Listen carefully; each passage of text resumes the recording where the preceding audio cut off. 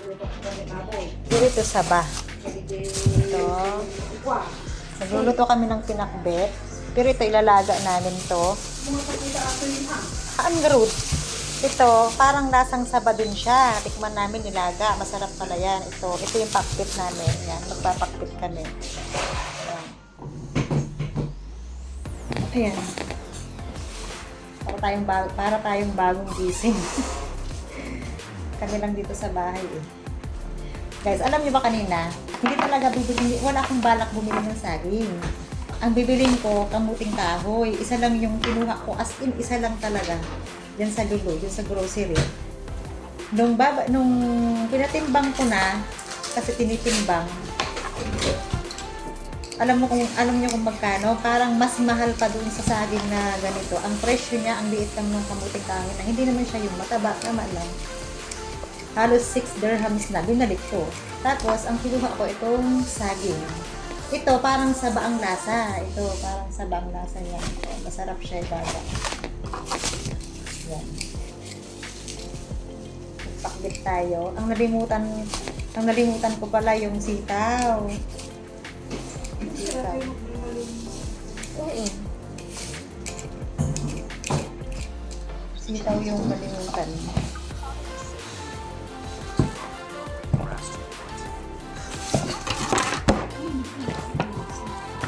Okay lang. Tumataba na tayo. Alam yung timbang ko ngayon dito? 53. 53 ang timbang ko. Kaya ng kain. Pag may makakain. Dapat, ayaw nila ng may ampalaya. Ayaw nila ng may ampalaya. Hindi siya masyadong mahilig sa ampalaya. Pero ako, gusto ko ng ampalaya. Kaya kumuha ko ng ampalaya.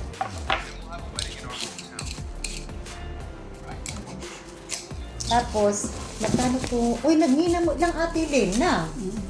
Ilang piraso to? 4 na malunggay. Tapos hindi siya fresh. Ano na siya? Uy, 6 dirhams na din, no? Mahal din siya. May malunggay kami. Ayan, malunggay.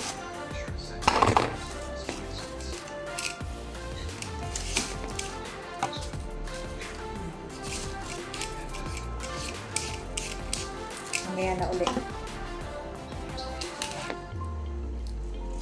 Ang init pala guys dito.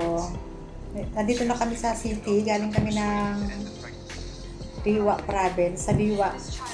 2 days lang kami doon sa Liwa. Tapos,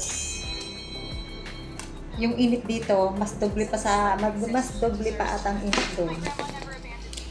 Yung minutes lang, parang yung minutes ka lang nalalabas doon. Ang init, parang maluluto na yung utak mo. Binaltaklin. Okay lang? Binalatan ko. Kunti lang, nabalat.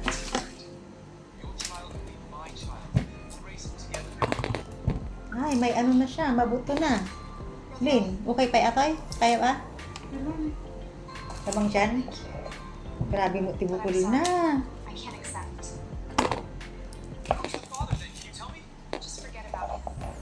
Sino ang kontrabida ba yan? Babae? Basi ko gamin dato tapos di ultrasound na inala na di may isa. Ta di nang kasi ko kanya na kaya na maganin digay.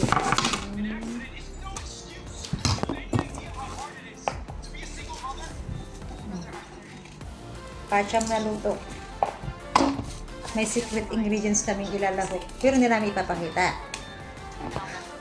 Hindi na namin alam nyo na yon kung ano yon. Yung mga hindi pwedeng kainin dito na hindi namin siya ipapakita. Yun yung lalahok namin dito. May nabibilhan naman dyan sa labas. Yun nga lang, kailangan itatago mo. Ito. Meron tayong okra. Yan.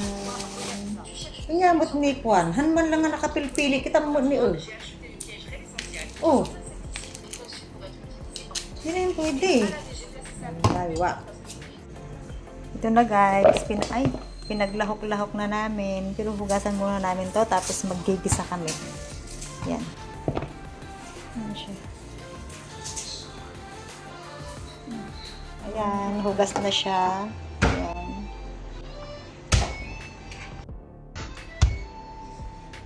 Yan, may secret recipe kami dito, bagoong. Binili ko pa ito sa Pinoy Street Food. Yan, yan. Ang sarap to. Yan.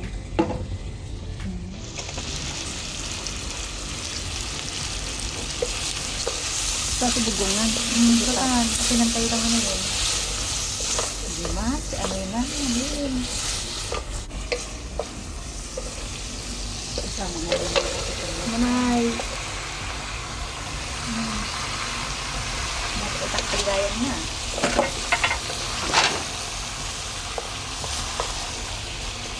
Kalubang mo na. Ikabal mo sa pampalata ng milk. Sige.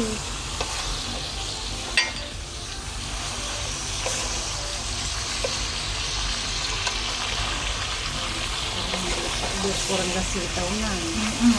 Di bali ata pinakasitaw ng yeko. Ay, sarap. Sulin. Yung finished product namin. Mangan na tayo, guys. Yun, sarap. Din. Kain! Sila tayo tipakbat first time na nagpakbat. Thank you, Lord. Amen. Sarap, guys. Ito, okra. Oh.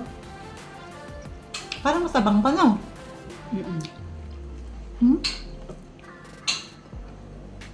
Ang palaya. Ito lang. At least, ang anak God. Matabang pa. Yan. Talong.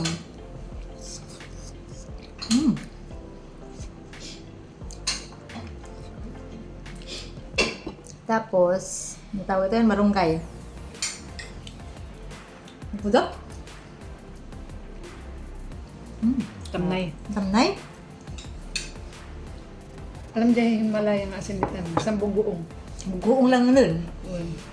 Hap, Ginatangkanan dati o kumuha kanya. ko ng bagoong. Yan. Ginatangkanan lang ate na ganun. Ay, pasaluyot na. Sa luyot na. Aji okra. Halbasa. Okay lang magtika na yan. Yun. Ano ka?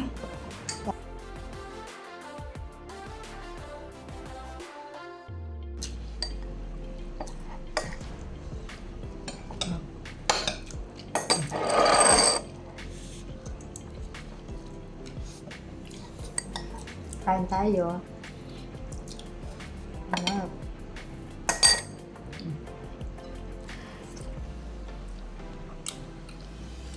Nakalutong alapak ba't kurang lang tikwana niya? Ti sitaw. Sitaw, ang kaya ang kulang. Hap.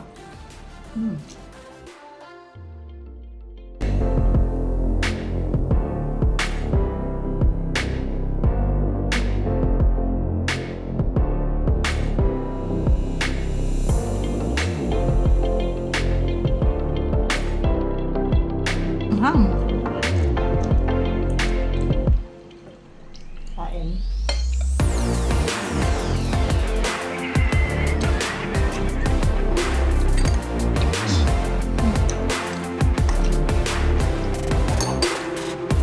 Kasi kung bibilihin yan sa ano, dun sa mga restaurant pala na sila, ayaw ko magbanggit ng mga Pinoy restaurant, mga Pinoy. Ang mahal din.